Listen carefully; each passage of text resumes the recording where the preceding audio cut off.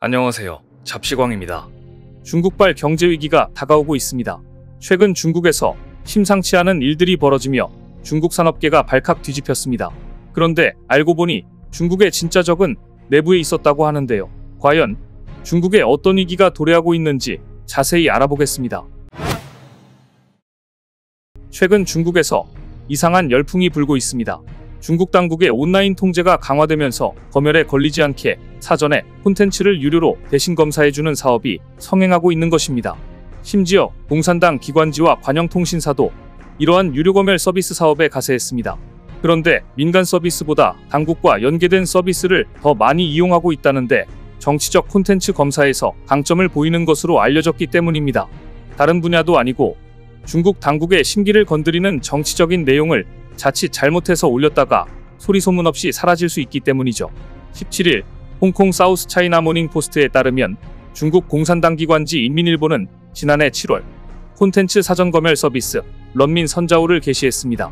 시진핑 주석의 장기 집권을 확정할 제20차 공산당 전국대표대회를 앞두고 인터넷 통제가 한층 강화되던 시점입니다.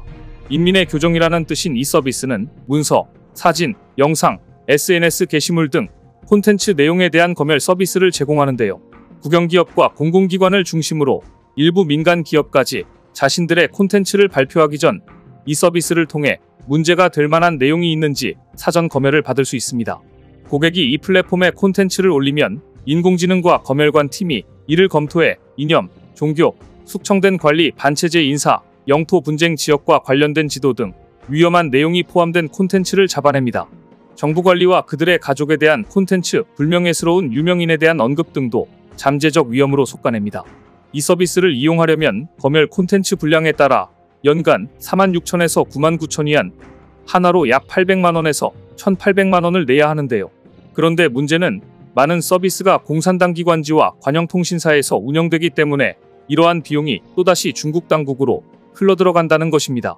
사우스 차이나 모닝 포스트는 런민 선자오 서비스에 대해 중국의 변화하는 종종 모호한 레드라인을 가장 잘 식별해내는 인민일보가 잠재적인 정치적 위험을 제거하고자 하는 기업들의 자신들의 전문 지식을 팔기 시작했다고 설명했습니다.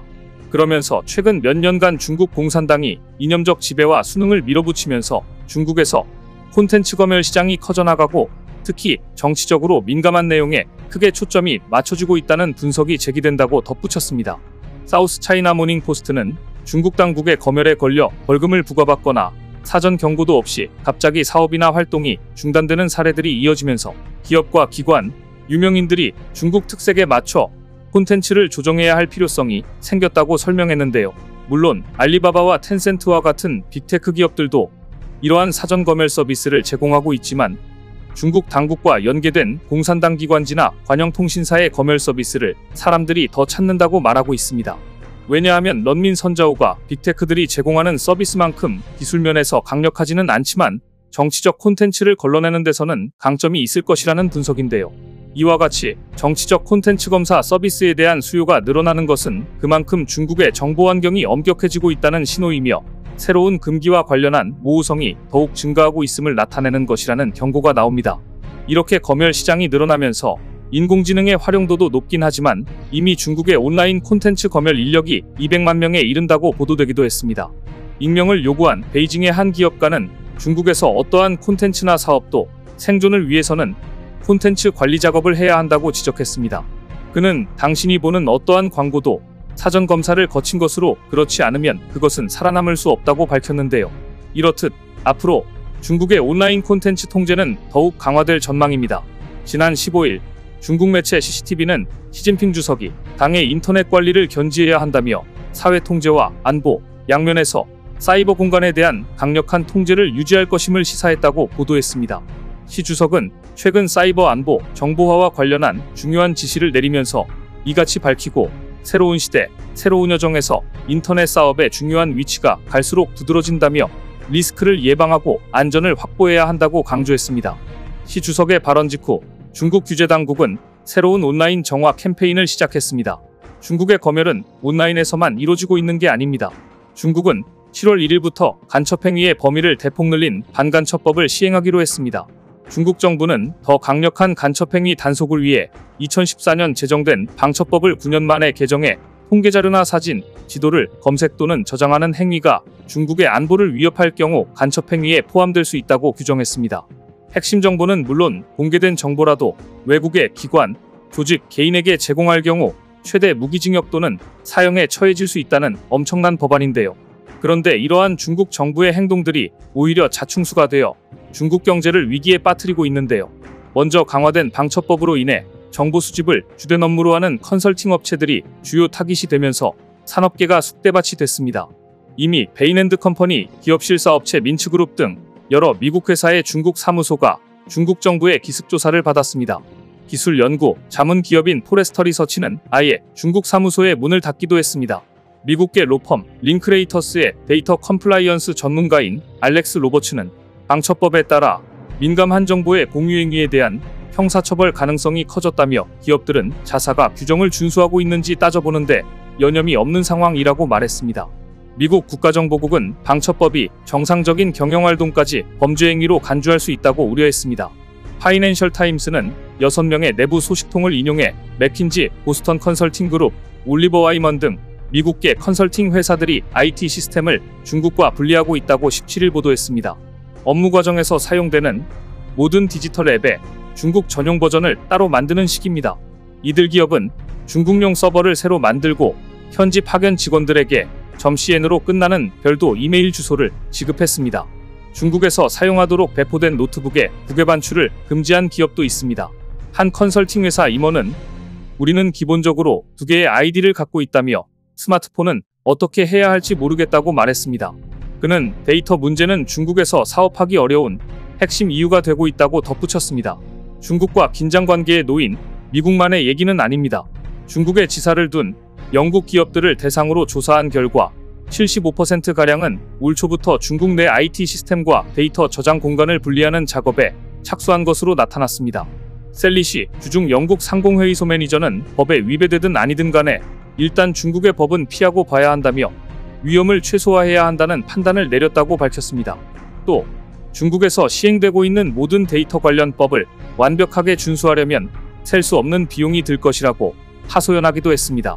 안 그래도 해외 기업들의 탈중국이 진행되고 있는 가운데 이번에 중국의 방첩법이 강화되면서 해외 기업들은 중국 내에서 사업을 더는 이어갈 수 없다며 탈중국 행렬이 가속화되고 있는 것입니다.